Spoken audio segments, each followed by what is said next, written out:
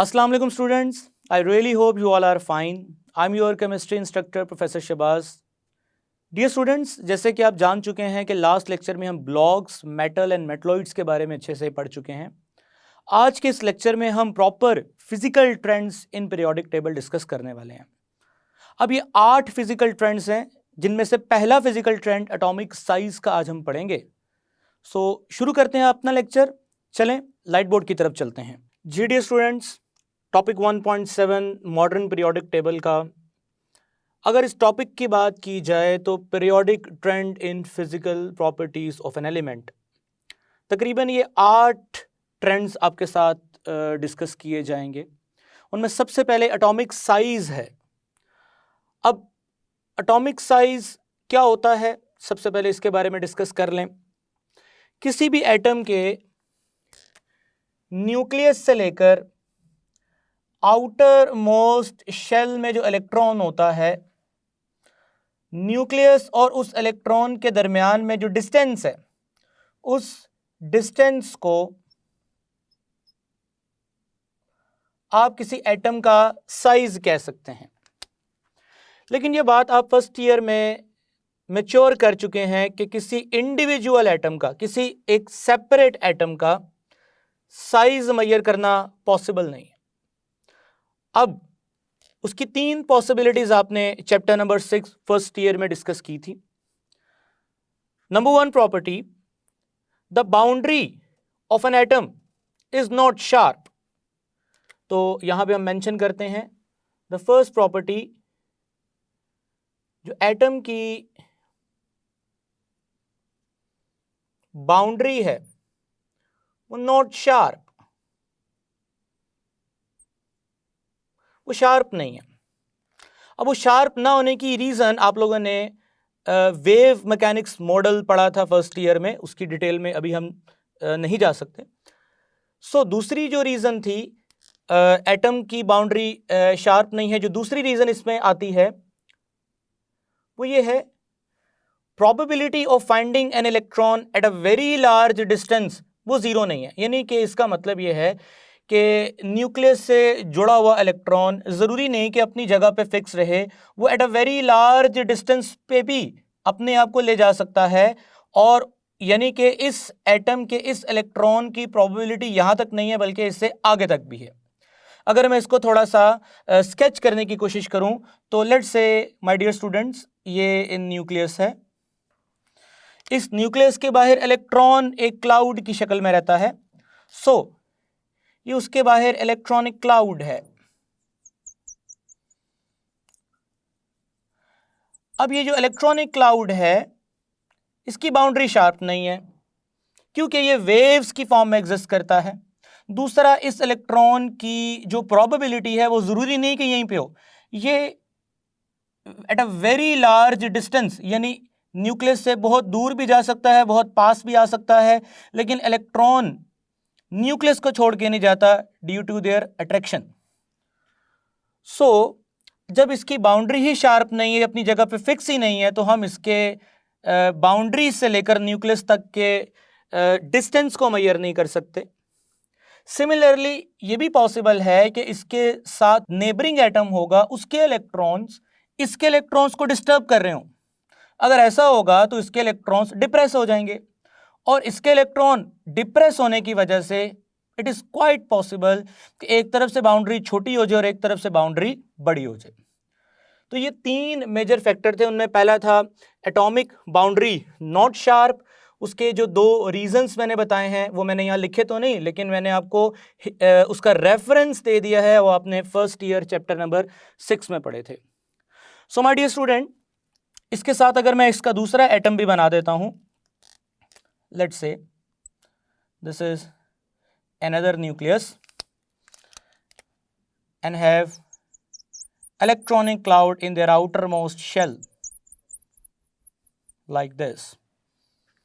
ये इलेक्ट्रॉन इस इलेक्ट्रॉन को क्या कर सकते हैं, डेफिनेटली ये दोनों एटम के इलेक्ट्रॉन एक दूसरे को डिस्टर्ब करते रहेंगे, जिससे होगा क्या, न्यूक्लियस तो अपनी जगह पे फिक्स रहेंगे, लेकिन इलेक्ट्रॉन्स की जो डेंसिटी है वो डिफ्यूज होती रहेगी ऊपर नीचे आगे पीछे, जिससे उनकी बाउंड्री फिक्स नहीं रहेगी। फिर पॉसिबल नहीं है कि हम एग्जैक्ट इंडिविजुअल किसी एक एटम के nucleus two electron distance find कर सकें। सो डियर स्टूडेंट, फिर हम क्या करते हैं, जिस भी एटम का हमने साइज मेजर करना हो हम उसको bounded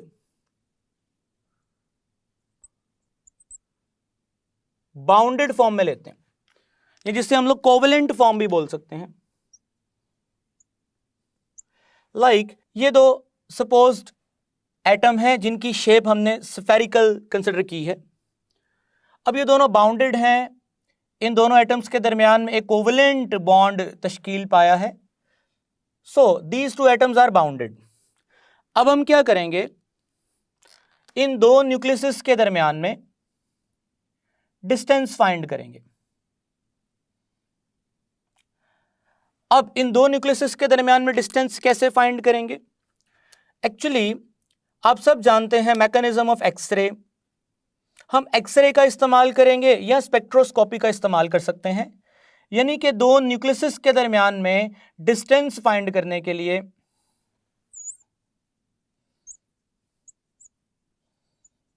distance between two nuclei of bounded atoms will be measured by two techniques. One is X-ray technique, another one is spectroscopic technique. Spectroscopic तो काफी डिटेल से समझाना पड़ेगा, अभी हम एक्सरे का रेफरेंस लेते हैं। डियर स्टूडेंट, अब मैं एग्जांपल के तौर पे ये मैं एक बॉडी बना रहा हूं, उस बॉडी के सेंटर में न्यूक्लियस है, जैसे कि हम एटम की ही बात करते हैं, ये न्यूक्लियस उसका सेंटर है। इट इज हैवी, और ज्यादातर एटम का एरिया आपको पता है खाली होता है।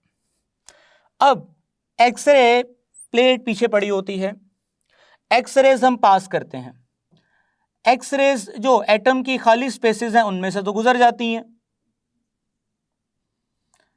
लेकिन जो सेंट्रल हैवी बॉडी है एक्सरेज वहां से गुजर नहीं पाती, उसको क्रॉस नहीं कर पाती। सो न्यूक्लियस का जहां सेंटर है, पीछे पड़ी हुई एक्सरे पेपर के ऊपर, वहां पे एक्सरेज ना पहुंचने की वजह से वो एरिया ब्राइट रह जाता है, और जिन जगहों पे एक्सरेज पहुंचती हैं वो एरिया ब्लैक हो जाता है। बिल्कुल जैसे आप अगर अपने बाजू का एक्सरे करवाएं तो जिस जगह पे गोश्त है या जिस जगह पे फ्लैश है वहां से एक्सरेज गुजर जाएंगी, और उस एरिया का पीछे एक्सरे का जो पेपर पड़ा है, जैसे ही एक्सरेज वहां से गुजरेंगी वो रेज ट्रांसमिट होगी पीछे एब्जॉर्ब होंगी, जहां एब्जॉर्ब होंगी वो एरिया ब्लैक हो जाएगा। लेकिन जो आपकी बोन्स हैं, हड्डियां हैं, वहां से एक्सरेज नहीं पास कर सकती। सो वो एरिया पीछे, वहां पे चूंकि एक्सरेज नहीं पहुंचेंगी, रेज वहां पे एब्जॉर्ब नहीं होंगी, वो एरिया ट्रांसमिट लाइट कैप्चर नहीं करेगा, तो वो वाइट रहेगा।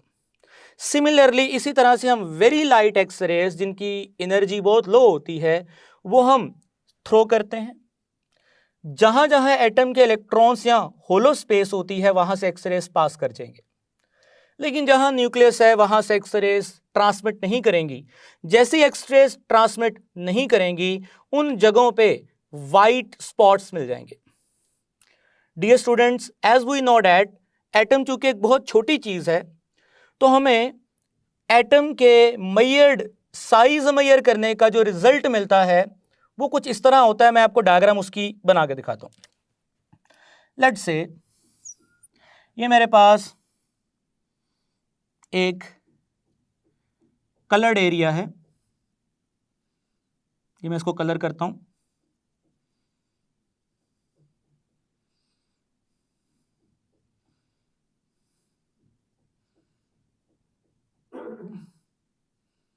जी डियर स्टूडेंट्स, लेट्स से ये मैं पूरा कलर कर दिया और ये आपको एक्सरे रिजल्ट मिला है एटम के दरमियान में जो बाउंडेड न्यूक्लियाइज है उनका डिस्टेंस फाइंड करने के लिए। सो इस तरह से आपको ये एक रिजल्ट मिलेगा जिसमें तकरीबन आपको ये एक सिंगल कलर ही नजर आएगा। यानी आपने एक एटम, एक सैंपल लिया जिसमें एटम्स थे, आपने एक्सरेज पास की और एक्सरेज के बाद जो पेपर पे आपको रिजल्ट मिला वो ऐसा मिला। अब आप इस रिजल्ट को डियर स्टूडेंट्स मैग्नीफाई करेंगे 15,000 टाइम्स। जब आप इसको 15,000 गुना बड़ा करके दिखाएंगे तो ये डेफिनेटली बहुत बड़ा नजर आएगा।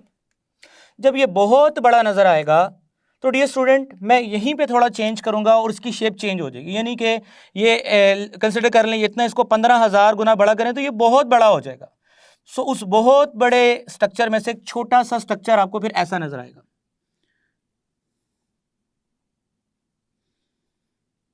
छोटी छोटी जगह पे आपको होल्स नजर आएंगे वाइट कलर के। एक्चुअली ये वाइट कलर के होल्स क्या हैं? ये पोजीशन है न्यूक्लियस की। अब आप with the help of laser, क्योंकि ये सारा कुछ आप इलेक्ट्रॉन माइक्रोस्कोप से ऑब्जर्व कर रहे हो, तो आपने इलेक्ट्रॉन माइक्रोस्कोप में लगी हुई लेजर को ऑपरेट करना है और दो डॉट्स के दरमियान में डिस्टेंस फाइंड कर लेना। किसी भी दो डॉट के दरमियान में डिस्टेंस फाइंड कर सकते हैं। वो जो भी डिस्टेंस होगा जो दो डॉट्स के दरमियान में होगा वो एक्चुअली वो इन दो न्यूक्लियस के दरमियान में होगा।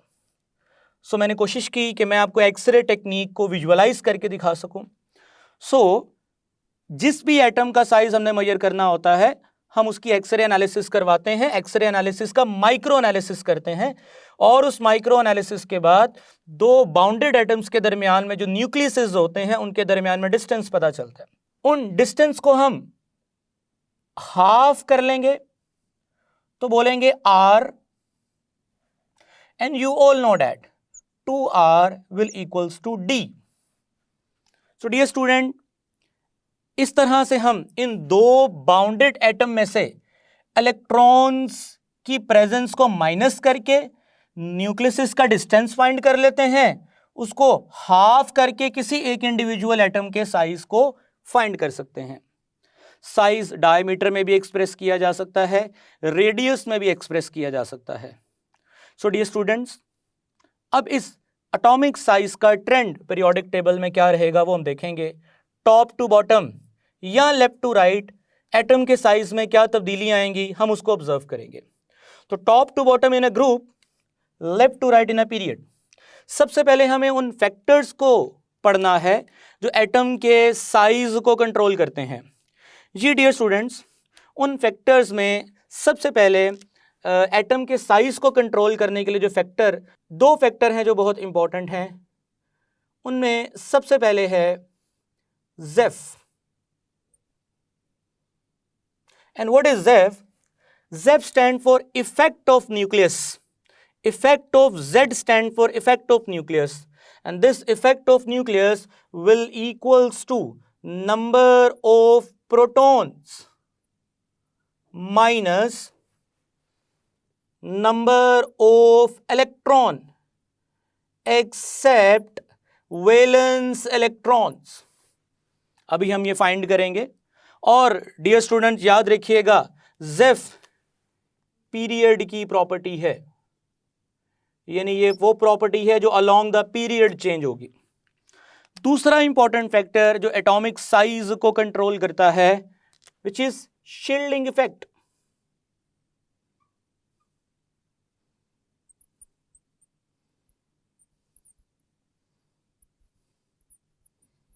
Shielding effect, dear student, shielding effect के बारे में डिस्कस करते हैं, लेकिन याद रखिए ये ग्रुप की प्रॉपर्टी है। स्टूडेंट्स, अब इन दोनों पॉइंट्स को क्लैरिफाई करने के लिए, अंडरस्टैंड करने के लिए हम कुछ एग्जांपल्स कोट करेंगे और हम इसको समझते हैं। फॉर एग्जांपल, अगर मैं top to bottom in a group बात करूं, फर्स्ट ग्रुप की बात करूं जिसमें lithium, sodium, potassium, rubidium, francium and of course hydrogen भी आता है। सो डियर स्टूडेंट, यहां पे हम ड्रॉ करते हैं सबसे पहले hydrogen. We know that they have one electron, 1s1। Lithium we know that they have 3 electron, 1s2, 2s1. आगे चलते हैं सोडियम. हम सब जानते हैं 11 electron, 1s2, 2s2, 2p6, 3s1. और लास्ट में हम पोटेशियम को मेंशन करते हैं 19 electron, 1s2, 2s2, 2p6, 3s2. जी डियर स्टूडेंट, अब मैं सारी कॉन्फ़िगरेशन लिखने की बजाय जनरल बात करूंगा सेकंड ग्रुप की. जी, लिथियम के बिल्कुल सामने आता है बेरिलियम, सोडियम के बिल्कुल सामने आता है मैग्नीशियम, पोटेशियम के बिल्कुल सामने आता है कैल्शियम. जी, इसी तरह से अगर हम आगे मूव करें, बेरिलियम के बिल्कुल सामने अगर आप देखें तो आता है बोरोन, और इसी तरह से मैग्नीशियम के बिल्कुल सामने देखें 13 एल्यूमिनियम. सो कैल्शियम से अगर ट्रांजिशन सीरीज शुरू होती है, उसका ट्रेंड थोड़ा सा डिफरेंट है, तभी तो वो नॉन रिप्रेजेंटेटिव एलिमेंट्स कहलाते हैं. पहले ये बात बता चुके हैं. Dear students, beryllium carries 4 electrons. आप सब जानते हैं पहला शेल, उसमें 2 इलेक्ट्रॉन होंगे, और बाहर वाले शेल में भी 2 इलेक्ट्रॉन होंगे. कॉन्फ़िगरेशन करेंगे 1s2, 2s2 होगी. मैग्नीशियम के पास टोटल 12 इलेक्ट्रॉन होते हैं, पहले शेल में 2, दूसरे शेल में 8, तीसरे शेल में 2. कैल्शियम के पास 20 इलेक्ट्रॉन होते हैं, जैसे कि आप एटॉमिक नंबर से देख सकते हैं, पहले शेल में 2, 8, 8, 2. सिमिलरली अगर आप बोरोन की बात करें, बोरोन के पास टोटल 5 इलेक्ट्रॉन है, पहले शेल में 2, बाहर वाले शेल में 3. एल्यूमिनियम की बात करें तो एल्यूमिनियम में माय डियर स्टूडेंट 13 इलेक्ट्रॉन होते हैं, पहले शेल में 2, बाहर वाले शेल में 8, और उससे बाहर वाले शेल में 3. अब सबसे पहले हमें देखना है what is shielding effect. Dear student, shielding effect से मुराद क्या होता है कि न्यूक्लियस इलेक्ट्रॉन को चूंकि अपनी तरफ अट्रैक्ट कर रहा होता है, अब न्यूक्लियस और बाहर वाले जो इलेक्ट्रॉन हैं उनकी अट्रैक्शन के दरमियान में कोई और इलेक्ट्रॉन्स तो नहीं है. अगर इधर और इलेक्ट्रॉन्स आएंगे तो ये न्यूक्लियस का इस इलेक्ट्रॉन के रुकावटी इलेक्ट्रॉन जो इसके रास्ते में रुकावट बन रहे हैं, उन रुकावट डालने वाले इलेक्ट्रॉन्स की तादाद को हम शील्डिंग इफेक्ट बोलते हैं या इंटरवीविंग इलेक्ट्रॉन बोलते हैं. सो डियर स्टूडेंट, अगर आप हाइड्रोजन की बात करते हैं तो हाइड्रोजन का ये रहा न्यूक्लियस और ये रहा बाहर वाले शेल का इलेक्ट्रॉन, दरमियान में कोई नहीं है. सो अगर आप लिथियम की बात करें तो ये रहा लिथियम का न्यूक्लियस और ये लिथियम का ये रहा बाहर वाला इलेक्ट्रॉन, और न्यूक्लियस और बाहर वाले इलेक्ट्रॉन में रुकावटी इलेक्ट्रॉन देखें तो वो 2 आ रहे हैं. सिमिलरली सोडियम की बात करें तो सोडियम का ये रहा न्यूक्लियस और ये रहा बाहर वाले शेल में इलेक्ट्रॉन, और बाहर वाले शेल के इलेक्ट्रॉन के दरमियान में देखें तो 6, 2 और 2, 10 इलेक्ट्रॉन्स आ रहे हैं. पोटेशियम की बात करते हैं, ये रहा न्यूक्लियस और ये रहा बाहर वाला इलेक्ट्रॉन, और यहां पे 1 आता था. सो ये रहा न्यूक्लियस और ये रहा बाहर वाला इलेक्ट्रॉन. सो इसके दरमियान में टोटल अगर आप देखें 3p6, 4s1. जी, न्यूक्लियस और इस बाहर वाला जो चौथा शेल है उसके इलेक्ट्रॉन के दरमियान में 6, 2, 6, 2, 2 काफी इलेक्ट्रॉन्स आ रहे हैं. यानी एक बात हमें समझ आई कि टॉप टू बॉटम, ऊपर से नीचे आते हैं तो न्यूक्लियस का जो अट्रैक्शन है बाहर वाले शेल में इलेक्ट्रॉन के ऊपर, उनके दरमियान में इलेक्ट्रॉन्स की तादाद में लगातार, इंटरवीविंग इलेक्ट्रॉन में लगातार क्या हो रहा है, इजाफा. याद रहे डियर स्टूडेंट्स, ये इलेक्ट्रॉन्स एक दूसरे को भी रिपेल कर सकते हैं. अब जितनी ज़्यादा इन इलेक्ट्रॉन्स के दरमियान में रिपल्शन होगी, यानी न्यूक्लियस और बाहर वाले शेल के इलेक्ट्रॉन्स के दरमियान में जितने ज़्यादा इलेक्ट्रॉन्स आएंगे उतनी ज़्यादा रिपल्शन होगी, और जितनी ज़्यादा रिपल्शन होगी एटम के साइज में आप इंक्रीमेंट देखेंगे रिपल्शन की वजह से. So we can say that shielding effect top to bottom group के अंदर इंक्रीज कर रहा है. और डियर स्टूडेंट, शील्डिंग इफेक्ट वो प्रॉपर्टी है जिसकी वजह से regularly size of an atom क्या करेगा, इंक्रीज करेगा। जैसे कि आप स्क्रीन के नीचे एक ग्राफ देख रहे हैं, एक डायग्राम देख रहे हैं। उस डायग्राम के अंदर ये वाज़िया तौर पे आपको नजर आ रहा है कि हाइड्रोजन टू फ्रांशियम लगातार एटम के साइज में इजाफा देखा जा रहा है। आपको उनके एटॉमिक रेडियाई भी दिए गए हैं जिनसे आप क्लियरली उनकी वैल्यूज में रेगुलर इंक्रीज देख रहे हैं। सो ये बात हम मेच्योर करते हैं कि top to bottom in a group shielding effect increase करता है जिसकी वजह से एटम का साइज इंक्रीज करेगा। शील्डिंग इफेक्ट वो ताकत है जो एटॉमिक साइज को डिक्रीज करेगी, कम करेगी। अब हम इस ताकत को देखते हैं कि ये टॉप टू बॉटम तो बढ़ रही है, क्या लेफ्ट टू राइट भी बढ़ रही है? जी डियर स्टूडेंट्स, लिथियम, अब पहले हाइड्रोजन का जो ऑपोजिट है वो डिस्कस करते हैं। हाइड्रोजन से ऑपोजिट है हीलियम। यानी लेफ्ट से राइट अब बात करेंगे, टॉप टू बॉटम बात हो गई। हाइड्रोजन की बिल्कुल सामने हीलियम। जी डियर स्टूडेंट, हीलियम 1s2, ये रहा न्यूक्लियस। न्यूक्लियस और बाहर वाले इलेक्ट्रॉन्स के दरमियान में कोई नहीं है, पहले भी कोई नहीं था, अभी भी कोई नहीं है। अब चलते हैं लिथियम के बिल्कुल पैरेलल, लेफ्ट से राइट ब्रीलियम।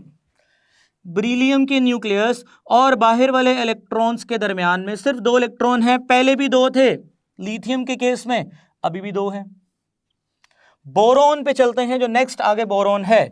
न्यूक्लियस और बाहर वाले शेल में जो इलेक्ट्रॉन्स हैं उनके दरमियान में अभी भी 2 इलेक्ट्रॉन्स हैं। ये नहीं पता, ये चला कि इन पीरियड्स लिथियम, ब्रीलियम, बोरोन, इवन के कार्बन, नाइट्रोजन, ऑक्सीजन, फ्लोरीन का भी अगर आप देखोगे तो सबके दरमियान में इंटरवीविंग इलेक्ट्रॉन्स की तादाद सेम है।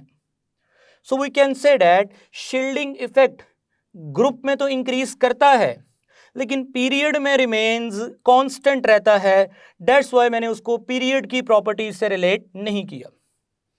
इसी तरह अगर आप सोडियम को देखें, सोडियम का न्यूक्लियस, बाहर वाले शेल में 1 इलेक्ट्रॉन और उनके दरमियान में इंटरवीविंग इलेक्ट्रॉन देखें तो वो 10 है। सेम मैग्नीशियम की बात करते हैं तो न्यूक्लियस और बाहर वाले शेल में 2 इलेक्ट्रॉन्स हैं, उनके दरमियान में इंटरवीविंग इलेक्ट्रॉन 10 हैं। सेम एल्यूमिनियम, न्यूक्लियस और बाहर वाले शेल में 3 इलेक्ट्रॉन्स हैं, उनके दरमियान में इंटरवीविंग इलेक्ट्रॉन 10 हैं। इससे ये बात वाज़िया होती है कि top to bottom shielding effect बढ़ेगा। अब शील्डिंग इफेक्ट इंक्रीज करेगा तो शील्डिंग इफेक्ट के इंक्रीज करने से रिपल्शन इंक्रीज होगी, इलेक्ट्रॉन्स के दरमियान में रिपल्शन इंक्रीज होगी। इलेक्ट्रॉन्स के दरमियान में रिपल्शन इंक्रीज होगी तो साइज में रेगुलरली आप इंक्रीमेंट देखेंगे। यहां पे हम एक पॉइंट मैच्योर करते हैं, शील्डिंग इफेक्ट डायरेक्टली प्रोपोर्शनल है एटॉमिक साइज के। जी डियर स्टूडेंट, अब हम नेक्स्ट प्रॉपर्टी की तरफ मूव करेंगे which is ZEF, means effective nuclear charge. Dear student, वैसे तो top to bottom atomic number में इजाफा हो रहा है। एटॉमिक नंबर से मुराद प्रोटॉन्स की तादाद, टॉप टू बॉटम न्यूक्लियस की ताकत में इजाफा हो रहा है। अब न्यूक्लियस की ताकत में इजाफा होना एक अलग चीज है, न्यूक्लियस के असर में इजाफा होना एक अलग चीज है। Effect of nuclear charge actually nuclear के असर को बोलते हैं, जो कि बराबर होता है number of proton minus number of electron except valence electron.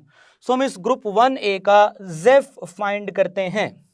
Ji dear student, orange colour से मैं इन तमाम एलिमेंट्स का ZEF मेंशन करूंगा। जी, हाइड्रोजन, नंबर ऑफ प्रोटॉन्स कितने हैं? 1, माइनस कर दे number of electron, valence electron के अलावा, वैलेंस लास्ट इलेक्ट्रॉन, उसको नहीं निकालना, बाकी निकाल देना। नहीं, एक ही है वैलेंस, आगे तो कोई नहीं है, यानी यहाँ पे 1 माइनस 0, प्रोटॉन 1 है, वैलेंस इलेक्ट्रॉन 1 है, उसको नहीं काउंट करना, उसके अलावा 0, 1 minus 0, answer would be 1। Hydrogen का ZEF 1 है। लिथियम का काउंट करते हैं, लिथियम के अंदर डियर स्टूडेंट टोटल प्रोटॉन 3 है, टोटल इलेक्ट्रॉन जो माइनस करने हैं वो 2 करने हैं, ये माइनस नहीं करना क्योंकि ये बाहर वाले शेल का है। 3 में से 2 गए तो जवाब 1, तो इट मीन लिथियम का भी जो ZEF है वो 1 है। सोडियम की बात करते हैं, टोटल 11 प्रोटॉन है, 11 प्रोटॉन। सो 10 इलेक्ट्रॉन माइनस करेंगे, बाहर वाले शेल का इलेक्ट्रॉन माइनस नहीं करेंगे।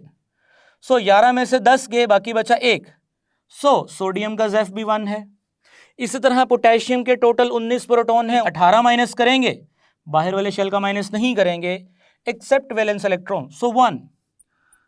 तो पता ये चला top to bottom Zeff will remain same, Zeff में कोई इजाफा नहीं हो रहा, यानी वो ताकत जो न्यूक्लियस की ताकत को असरअंदाज करती है, उसका टॉप टू बॉटम क्या ट्रेंड देखा गया है, they will remain same. Left से राइट बात करते हैं जी डियर स्टूडेंट। हाइड्रोजन का ऑपोजिट बिल्कुल राइट पे हीलियम जी, टोटल प्रोटॉन 2, बाहर वाले शेल को निकाल दें, उससे इनर शेल कोई इलेक्ट्रॉन नहीं है, तो 2 में से 0 गए तो 2। सो डियर स्टूडेंट, हीलियम का ज़ेफ 2 आता है। ब्रिलियम टोटल 4 इलेक्ट्रॉन है, बाहर वाले शेल को काउंट नहीं करना, 4 में से 2 गए 2 जी। 12 में से 2 नहीं निकालने, 10 निकालने हैं 2। सो कैल्शियम 2 को छोड़ दें, बाकी 18 निकाल दें 2। इधर अगर आप बोरोन पे आते हैं, टोटल 5 प्रोटॉन है, 5 इलेक्ट्रॉन है, बाहर वाले शेल के इलेक्ट्रॉन काउंट नहीं करने, एक्सेप्ट वैलेंस इलेक्ट्रॉन। सो अगर आप इसको माइनस करेंगे, 5 में से 2 3 जी, 13 में से 8 माइनस करेंगे 3। तो ये वाज़ेह तौर पे देख सकते हैं लेफ्ट से राइट ज़ेफ में इजाफा हो रहा है। अब क्यों इजाफा हो रहा है, आपने ये नोटिस किया, लिथियम के भी 2 शेल थे, ब्रिलियम के भी 2 शेल थे, बोरोन के भी 2 शेल हैं, सोडियम के भी 3 शेल हैं, मैग्नीशियम के भी 3 शेल हैं, एल्यूमिनियम के भी 3 शेल हैं, यानी along the period number of shell remain same. Repulsion जिनके दरमियान में होनी है वो शेल्स नहीं बढ़ते, लेकिन प्रोटॉन 1 बाय 1 न्यूक्लियस में इंक्रीज कर रहा है। अब प्रोटॉन 1 बाय 1 चूंकि न्यूक्लियस में इंक्रीज कर रहा है, सो न्यूक्लियस की स्ट्रेंथ में इजाफा होगा, सो साइज श्रिंक कर जाएगा। टॉप टू बॉटम आप देखते हैं, इसके पास 1 शेल है, लिथियम के पास 2 शेल हैं, सोडियम के पास 3 शेल हैं, पोटेशियम के पास 4 शेल हैं। जैसे जैसे शेल्स की तादाद में इजाफा होगा, इंटरवीविंग इलेक्ट्रॉन्स रिपेल करना शुरू करेंगे और एटम के साइज में इंक्रीमेंट आप देखेंगे। सो डियर स्टूडेंट, ज़ेफ पीरियड में इंक्रीज करता है, लेफ्ट टू राइट इंक्रीज करता है, टॉप टू बॉटम रिमेन्स क्या रहता है, सेम रहता है। सो डियर स्टूडेंट्स, ज़ेफ वो ताकत है जो न्यूक्लियस को स्ट्रेंथन करती है, जिसकी वजह से एटम का साइज स्क्वीज करता है, श्रिंक करता है। और आप डिस्क्रिप्शन में या डायग्राम देख सकते हैं नीचे, regularly left to right size में डिक्रीमेंट देख रहे हैं due to increment of Zeff. So यहां पे हम पॉइंट में चोर करेंगे, ज़ेफ बढ़ेगा तो एटॉमिक साइज में कमी आएगी, ज़ेफ बढ़ेगा, एटॉमिक साइज में कमी आएगी। जी dear student, last point discuss करेंगे और उसके बाद हमारा ये लेक्चर वाइंड अप होगा। अब हम लोग डिस्कस करेंगे आयंस के बारे में। जैसे कि मैंने मेंशन किया है कि आयंस 2 तरह के होते हैं, कैटायंस एंड एनायंस। अब कैटायंस वो आयंस हैं जो कैथोड की तरफ जाते हैं और कैथोड पे माइनस चार्ज है, और कैथोड पे वही आयंस जाएंगे जिन पे पॉजिटिव चार्ज है। एनायंस वो आयंस हैं जो एनोड की तरफ जाएंगे, चूंकि एनोड पे प्लस चार्ज है तो एनोड पे वही जाएगा जो माइनस चार्ज कैरी करेगा। तो कैटायंस वो आयंस जो कैथोड के लिए हैं और एनायंस वो आयंस जो एनोड के लिए हैं। सो अब हम कैटायंस और एनायंस का ट्रेंड डिस्कस करेंगे, उनके साइज का ट्रेंड डिस्कस करेंगे। जैसे कि आपके सामने ग्राफ डिस्प्ले किया गया है, इस ग्राफ में आप ग्रुप 1A के ट्रेंड को देख रहे हैं। एक्स एक्सिस पे एटॉमिक नंबर है, वाई एक्सिस पे एटम का साइज है पिकोमीटर। याद रहे, एटम का साइज पिकोमीटर, एमस्ट्रॉन्ग दोनों में मेजर किया जा सकता है। एटॉमिक साइज चूंकि आप पिकोमीटर एमस्ट्रॉन्ग में मेजर कर सकते हैं, तो ये जो ग्रेडिंग की गई है ये पिकोमीटर में की गई है। सो एक्स एक्सिस पे एटॉमिक नंबर के against lithium, top to bottom mature बात हो चुकी है, साइज में इजाफा होगा। Lithium, sodium, potassium, rubidium, caesium regularly size में इजाफा हो रहा है। और मैंने इस ग्राफ के नीचे बिल्कुल एग्जैक्टली इनके आयंस को बना दिए। जैसे अलोंग द ग्रुप सब एलिमेंट्स के बाहर वाले शेल में एक एक इलेक्ट्रॉन है, तो ये तमाम एलिमेंट्स अपना एक एक इलेक्ट्रॉन लूज करेंगे, अपने ऊपर +1 चार्ज कैरी करेंगे। जैसे ये इलेक्ट्रॉन को लूज कर देंगे, इलेक्ट्रॉन को लूज करने पे प्रोटॉन्स की तादाद इलेक्ट्रॉन से ज़्यादा हो जाएगी। जैसे ही प्रोटॉन की तादाद इलेक्ट्रॉन से ज़्यादा हो जाएगी तो प्रोटॉन का असर इलेक्ट्रॉन्स पे ज़्यादा होगा क्योंकि वो तादाद में ज़्यादा है। अब प्रोटॉन के असर को न्यूक्लियर चार्ज बोलते हैं। जैसे ही न्यूक्लियर चार्ज बढ़ेगा साइज डिक्रीज कर जाएगा। जैसे ही साइज डिक्रीज कर जाएगा, so we can say that the size of cations is less than their parent atom. Dear students, जितने इलेक्ट्रॉन लूज होंगे प्रोटॉन्स की तादाद में उतना इजाफा होगा, और जितने ज्यादा प्रोटॉन्स की तादाद बढ़ेगी साइज उतना कम होगा। Now we can say that, यहां पे इस बात को मजीद मैच्योर करेंगे, जेफ डायरेक्टली प्रोपोर्शनल है चार्ज के। जितना चार्ज बढ़ेगा जेफ बढ़ेगा, जितना जेफ बढ़ेगा एटॉमिक साइज में कमी आएगी। और अगर आप पीरियोडिक टेबल को डिस्कस करते हैं, you know that group 1A पे +1 चार्ज आएगा, ग्रुप 2 पे +2 चार्ज आएगा, ग्रुप 3 पे +3 चार्ज आएगा। ट्रांजिशन मेटल्स को फिलहाल हम डिस्कस नहीं करते। ग्रुप 4 पे +4 चार्ज आएगा। अब यहाँ पे एक्सेप्शन है, -4 भी आ सकता है, +4 भी आ सकता है, क्योंकि 4 इलेक्ट्रॉन हैं बाहर वाले शेल में, दिए भी जा सकते हैं, शेयर भी किए जा सकते हैं, लिए भी जा सकते हैं। सो डियर स्टूडेंट, हम ये बात मैच्योर कर सकते हैं कि left to right up to group 4A charge में इजाफा हो रहा है, पॉजिटिव चार्ज में इजाफा हो रहा है, तो जेफ में इजाफा हो रहा है। एटॉमिक साइज यहां से लेकर यहां तक क्या कर रहा है, डिक्रीज कर रहा है। जैसे कि आप इसकी टेबल भी डायग्राम में देख सकते हैं, लेफ्ट से राइट साइज आइंस का भी डिक्रीज करता है। और अगर आइंस की बात करें तो स्पेसिफिकली हम यहाँ पे कैटाइंस को पहले मेंशन करेंगे, क्योंकि कैटाइंस पे पॉजिटिव चार्ज होता है। अब हम एनाइंस की बात करते हैं। Dear students, you know that nucleus, shells, cloud of electrons. जैसे इनकमिंग इलेक्ट्रॉन कोई आएगा, इलेक्ट्रॉन की तादाद प्रोटॉन की तादाद से ज्यादा हो जाएगी। अब जैसे इलेक्ट्रॉन की तादाद प्रोटॉन की तादाद से डियर स्टूडेंट्स ज्यादा होगी, so dear students electrons repel करना शुरू करेंगे एक दूसरे को तादाद में ज्यादा होने की वजह से। सो रिपल्जन की वजह से उनके साइज में हम रेगुलर इंक्रीमेंट देखेंगे। सो हम इस बात को मैच्योर करेंगे, एनाइंस का साइज हमेशा अपने पेरेंट एटम से ज़्यादा होता है। आप एनाइंस के साइज और कैटाइंस के साइज की बात को वेरीफाई करने के लिए एग्जाम्पल के तौर पे मैंने यहाँ पे सोडियम और क्लोराइड के पेरेंट एटम और उनके आइंस के साइज की डिस्क्रिप्शन दी है, डिटेल दी है। आप उसको देख के इस चीज़ को वेरीफाई कर सकते हैं। सो डियर स्टूडेंट्स, अगर आप एनाइंस की बात करें तो ग्रुप 5A यानी 15 पे क्या चार्ज आता है, -3, 16 पे -2, oxygen sulphur -2, -1, 0। So it's mean कि जितने ज़्यादा इलेक्ट्रॉन एंटर होंगे माइनस में, जितना ज़्यादा, यहाँ पे अगली बात लिखेंगे कि चार्ज जितना ज़्यादा माइनस में इंक्रीज होगा एटॉमिक साइज में उतना ज़्यादा इजाफा होगा, क्योंकि एटॉमिक साइज शील्डिंग इफेक्ट के बढ़ने से बढ़ता है। इनकमिंग इलेक्ट्रॉन आने वाले इलेक्ट्रॉन को डिस्टर्ब करेंगे, जिससे एटम के साइज में इजाफा होगा। So dear student, first of all size decrease then increase, क्योंकि डिक्रीज होगा 4th तक, फिर अचानक इंक्रीज करेगा -3 की वजह से, और फिर -3 के बाद फिर डिक्रीमेंट की तरफ जाएगा। सो डियर स्टूडेंट, अगर मैं यहां पे ड्रॉ करूं, दिस इज +1, +2, +3, +4, लगातार इलेक्ट्रॉन लूज हो रहे हैं, साइज डिक्रीज कर रहे हैं। अचानक इलेक्ट्रॉन गेन किए, -3, साइज इंक्रीज कर गया यहां पे, फिर -2, -1 एंड 0 साइज डिक्रीज कर गया। Dear students, I really hope आपने आज का लेक्चर एंजॉय किया होगा।